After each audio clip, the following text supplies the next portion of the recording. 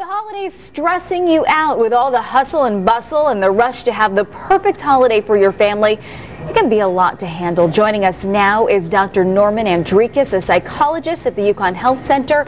So first, tell me, why do holidays get so overwhelming for us? That's a great question, Amanda. Certainly we want the best for our families and our loved ones at this time of year. We have a lot that we're thinking about, how Christmases used to be, or the holidays used to be, current pressures coming from media, and we want so much to please our families. So what do? We get revved up. We want the best for our families, but human behavior is motivated by moving towards pleasure and moving away from pain. So when we see that we have so much to do that we can't get to, we get all revved up. So we assess the situation, we appraise that, uh-oh, I'm never going to get it done, and the sympathetic nervous system just kicks in. We're flooded with epinephrine, we have all kinds of stimulant within us, and next thing you know, you're even more revved up. So what do we do about that? Yeah, how do you take it down a little bit? Exactly. So we have these wonderful tools right within the body-mind. And one of the things that we all have available is to be aware of our embodiment, or noticing our bodies. If we could take one deep breath, we can actually stimulate the parasympathetic nervous system to feel more at ease, to cool down and calm down.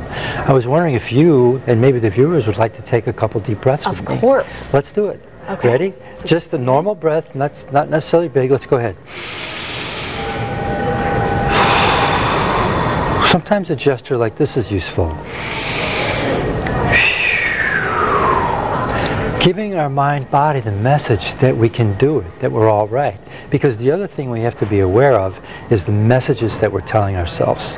Frequently we're saying things like, oh, I'll never get it done. Oh my God, I can't make it as beautiful as I want to. And then we're juggling all these balls. So in juggling all these balls, we have work, family, loved ones, shopping. The ball that we usually drop is the self-care ball. So if we can just take a minute to do this deep breathing, we'll be much more relaxed and more at ease. And we have a 5 and a 10 and a 20-minute meditation that's listed on our Yukon Psychiatry website that patients can take advantage of, or the general public can take advantage of. But you know what I hear from my patients? I don't have time. I don't have time. So who's got time to sit for 5 or 10 minutes? So what I say is, what about when you get in the car before you put your seatbelt in? One deep breath.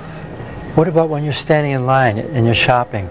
Some nice deep breaths, along with some thoughts of gratitude, being grateful that you have money to even buy gifts for your loved ones. Well, what about the things that we normally do to keep ourselves healthy, like the exercise, the nutrition, the sleep that we're supposed to just be getting? Absolutely.